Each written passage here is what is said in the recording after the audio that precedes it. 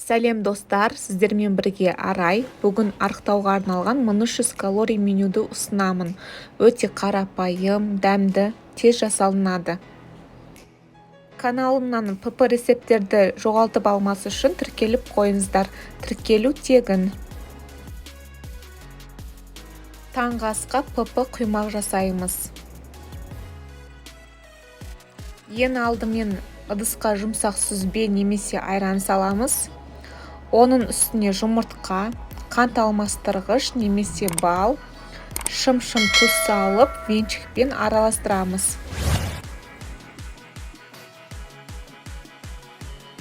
Үстіне диеталық ұн, менде күріш ұны, қопсытқыш қосып, тағы араластырамыз.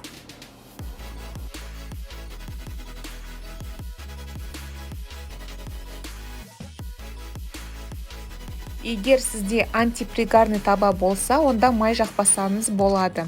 Үлкен ас қасықпен видеодағыдай екі жақтан пісіріп шығамыз.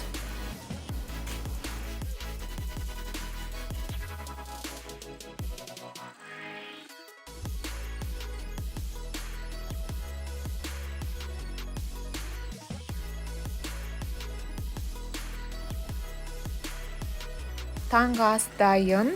Ал бірінші перекусқа менде алма. Енді түскі және кешкі асқа сиыр етінен ПП котлеттер жасаймыз. Мен алдын ала күрішті пісіріп алдым. Пиязды блендерден өткізіп аламыз.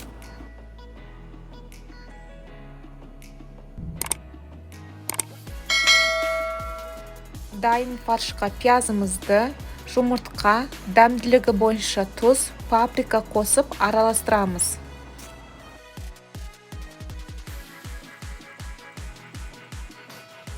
Үстіне ұнтақталған сұлы жарманы салып, тағы қасықпен араластырамыз.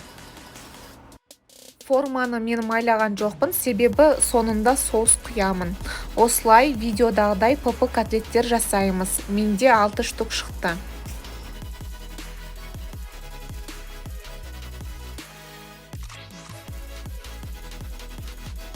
Соус жасаймыз. 1 кесе суға паприка, 2 ас қасық қызанақ пастасын, 1 ас қасық қаймақ қосып, жақсылап араластырамыз.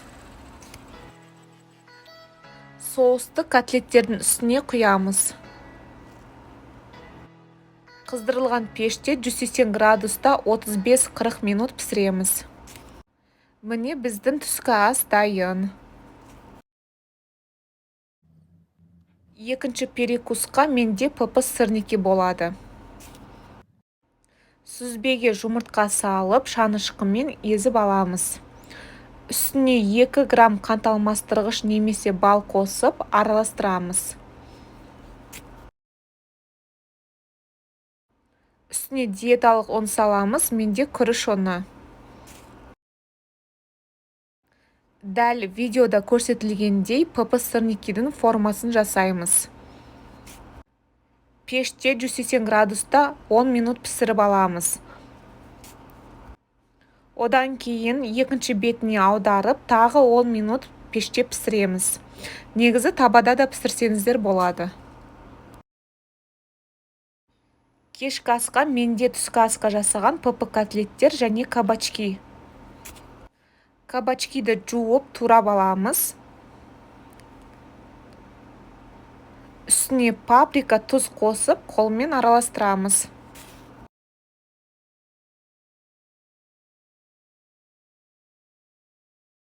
Гриль табаға зәйтүн майын жағып, екі жақтан пісіреміз. Соңында жақсы пісу үшін 1 кесе су құямыз.